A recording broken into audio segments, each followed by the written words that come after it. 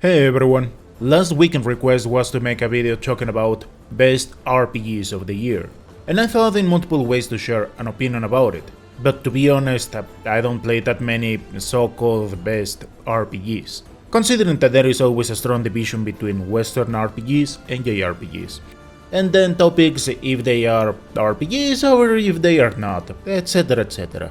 Now, I won't talk about games from this year, cause that is a particular video I shared on the last weekend, so expect to see something like that in December. In any case, here I want to talk about the RPGs I have finished and consider the best ones from 2024 until 2014, while also showing what were some of the most heard RPGs from those years, aka the popular opinion. If you felt that the best RPG from a particular year was another, just let me know in the comments below. Without further ado, let's begin. Now, last year the only other RPG I heard quite a lot was Elden Ring DLC, but it doesn't feel right to talk about a DLC as best RPG of the year. Regarding JRPGs, I saw different comments between Unicorn Overlord, Trails Through Daybreak, some mentioned Grand Blue Fantasy Relink, and of course Metaphor. From those games, the one I enjoyed the most was Metaphor, because it has a beautiful and engaging story where we follow this character that gets involved in a quest to become a king, and while there are moments where the story turns predictable, I believe that the lore, cast of characters, environments, and the whole crusade in general was extraordinary. Plus one entire chapter where they talk about one of my favorite games. I won't deny that it can be annoying for some, as there is limited time to do activities, pushing the player to take decisions if they want to explore a dungeon, pass some time with other activities, and so on. And yeah, I try to do as much as possible, but doing absolutely everything without guides, it's a bit hard. As for the exploration and combat, some dungeons were quite okay, while others were definitely interesting. However, to me, the entertaining thing about this game comes with a classic SMT system, aka press turn, where you want to exploit as many weaknesses as possible while covering yours. The part where you can spend a lot of time comes with the archetypes, or classes, as you can combine some things here and there, plus consider the particular path of evolution you want to take. In the late game this turns important because bosses start to lack weaknesses, but they can start to inflict them, so there you will exchange blows left and right. But don't worry, with a decent strategy you can advance without farming that much, aside from just a couple of challenges. In 2023, at least here on the channel, there were multiple comments talking about Baldur's Gate 3. I haven't given myself that much time to check it out, so I cannot give a whole opinion about it. As for JRPGs, Star Ocean. Then again, I didn't play it, but for the RPGs I finished that year, Afterimage is the one I fell in love with, as it has a deep and entertaining story, where we follow Rin and Ifri in an apocalyptic world. The thing is that weird beasts start attacking Rin's village. This pretty much puts an end to her life, but somehow she is able to go out of the flow of time, hence turning into the only person able to do something about the following events. Now, talking about future plots is kinda tricky, because they are not explained in an orthodox way. However, once putting all the pieces together and looking at the multiple endings the game offers, everything starts to make sense. So yeah, it is a packed story with multiple likable characters and interesting ideas. Gameplay-wise, it is a Metroidvania where you can roam pretty much free. In other words, if you have the basic skill and you have the experience in these kinds of games, you can enter into places that maybe you shouldn't. But that is something I love so much when you have no pointers. So if that sounds complicated to you, then stay away from it, cause it never tells you where or what you need to do. And some things are quite cryptic. For example, specific steps to get some endings and some character quests, where they end up leaving items in the middle of nowhere. In any case, here you can equip different things depending if you want to use short or long swords, magics, and so on. At first, there aren't that many options, but once you get access to some skills, the world of possibilities to acquire different things grows quite substantially. In 2022 there were two RPGs that rose so high: Xenoblade Chronicles 3 and Elden Ring. Needless to say that the one is reminiscent to Western RPGs, so it engaged quite a lot with one side of the audience. Okay, I definitely agree with Xenoblade cause I haven't played Elden Ring, but that would be kinda cheating, as I didn't play it back in the day. So for those games I finished in 2022, I can talk about Horizon Forbidden West. Now bear with the footage a bit, I messed up the HDR, so it looks kinda ugly. Well, this time around we follow Aloy while searching for Gaia, as everything around is getting blighted, and in this particular case, the Forbidden West is our destination. There we get to know more about the state of the world, and what happened in the last days of the modern Earth, plus a little teaser for a future game. While the main idea of the game is still entertaining, I found Aloy a bit annoying this time around. Gameplay-wise, what I liked about this game is that there is no real destination, of course unless you want to advance on the story. But while doing that, I've always liked that you can run into an enemy camp, or maybe you found some interesting enemies like a Thunderjaw, or a random event that gives you some cool items or quests. The main thing about this game is that if you aren't that proficient with some weapons and exploiting weaknesses, some machines take a while to be destroyed, and it can turn a bit monotonous in the long run. Despite that, I like that you can pretty much go wherever you want and advance at your own pace. In 2021 there were multiple contenders, but the one I heard the most was Tales of Arise. And while I definitely loved it, I didn't enjoy it as much as I did with Undernauts. I was with the family in a quite cold state, at the base of a mountain, and the warm blanket added some extra 9 meters second square on top of me, so I indulged myself to play this game. And the thing is that this story goes down and down and down, slowly turning darker and sadder in multiple moments. Would you just want to help this little girl? But then, stories between Alda, or what is a stranger of Sword City, Demon Gaze and Taku no Seito start to clash here, with some frequent topics in the so-called Eternal story. And I was simply engrossed with how this group struggles to get out of this hellish place, just to end up finding what is going on out there.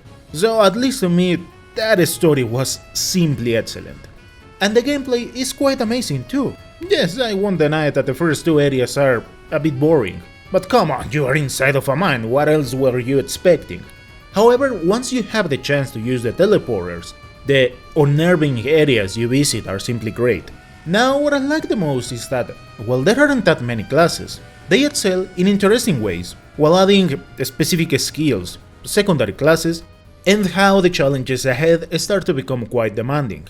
Maybe a grindy post-content, but aside from that, it was cool that you were able to farm in specific areas, if you wanted to do that. In 2020 there were some RPGs that I heard a lot. Yakuza, Like a Dragon, Final Fantasy VII, however down the line I kinda remember some said it was half-baked, and Xenoblade Chronicles Definitive Edition. If we do not consider remakes or remasters, then I would have said 13 Sentinels, but as I don't really mind talking about remasters, Xenoblade Chronicles is my way to go.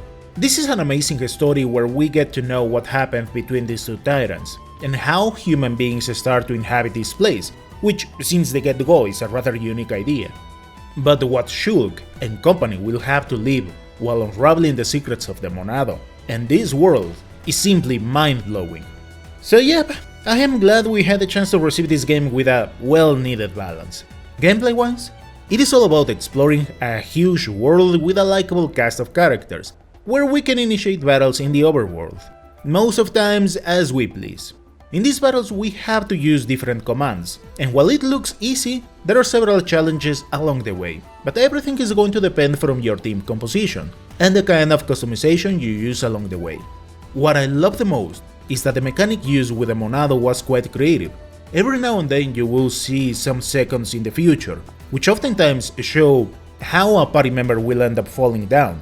So depending from what you see, you have to use a skill or attempt to warn the ally, so they can execute a specific attack, and there are battles that start to become quite dynamic because of these ideas.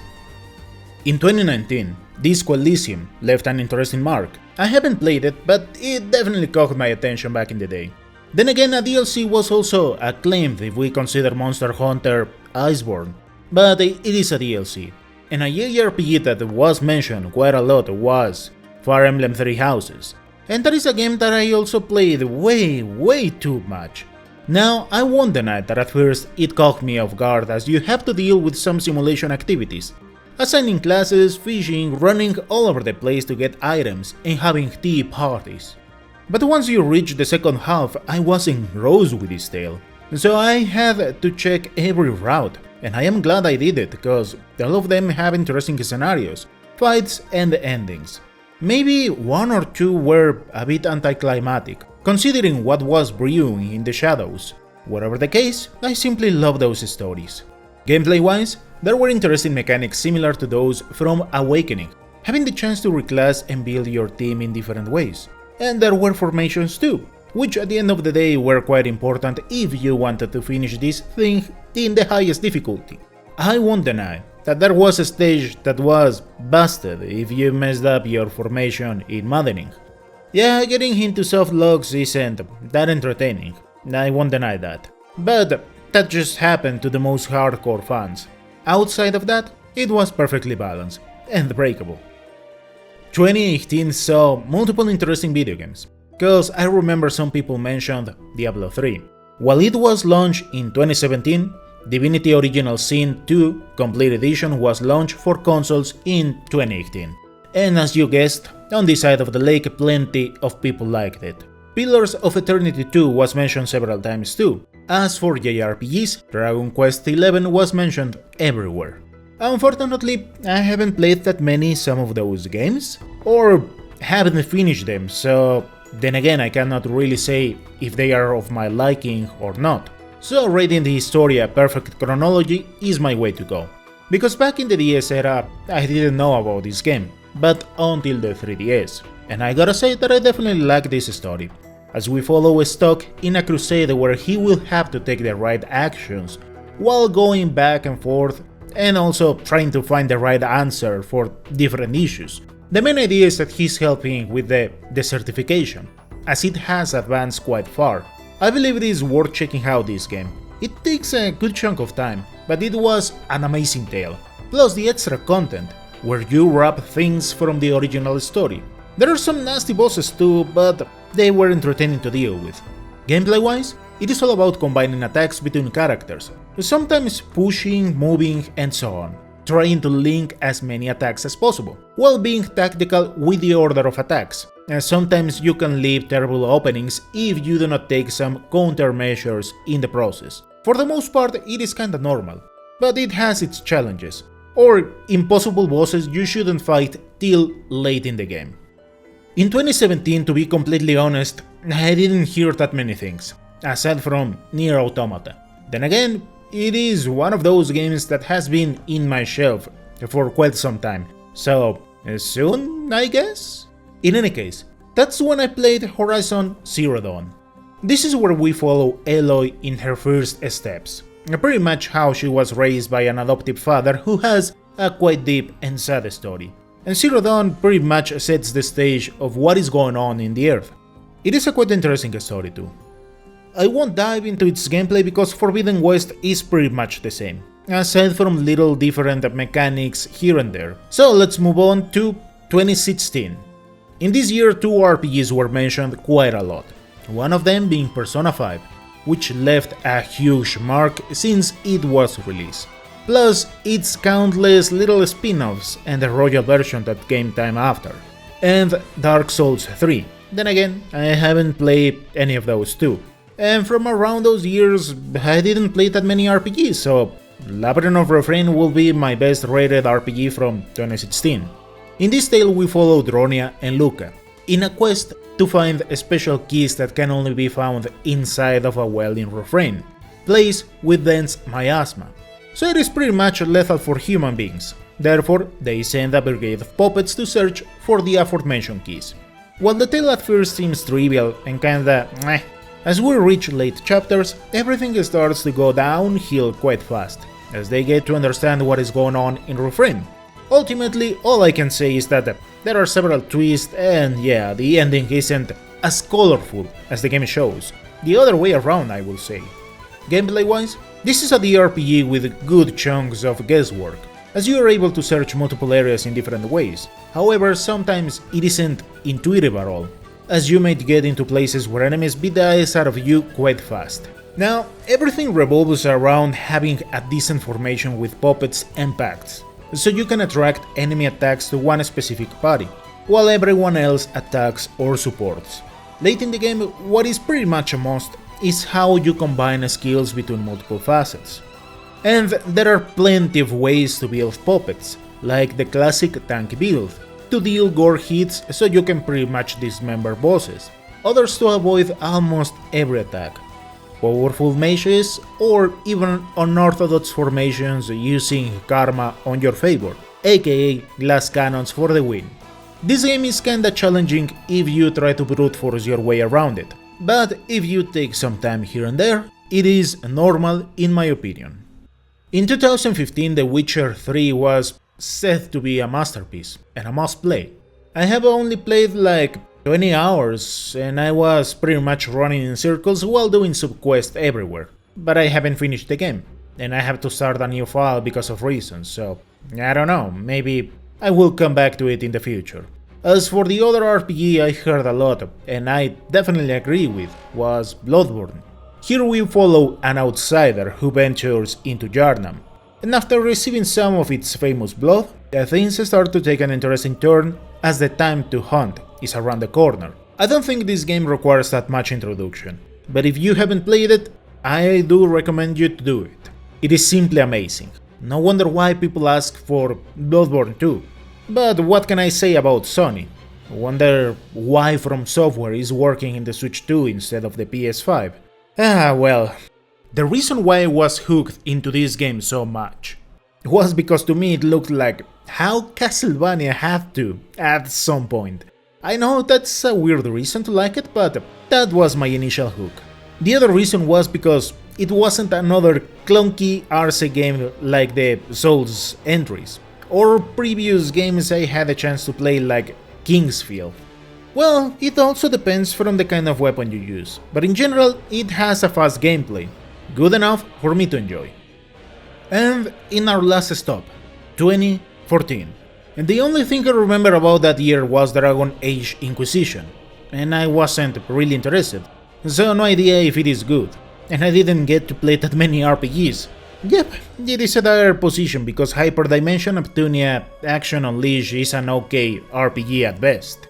Then I remembered about the original release of Stranger of Source City, where for some reason Experience released several games for Microsoft. Now I didn't play that specific version, but if you allow me to mention it, then yeah, I would say Stranger of Source City. Here we follow another chapter of the eternal story from Alda, after the events of Entaku no Seito, students of Round, Blue Wing Chevalier, or Saviors of Sapphire Wings. It isn't completely needed to play it, but it gives you perspective of what is going on in this place. Somehow, airplanes were able to cross between worlds, so the MC ended up here. As the story advances, there will be different choices, all of them leading to a specific ending, which may sound as good, bad, or neutral, but meh, it doesn't work like that.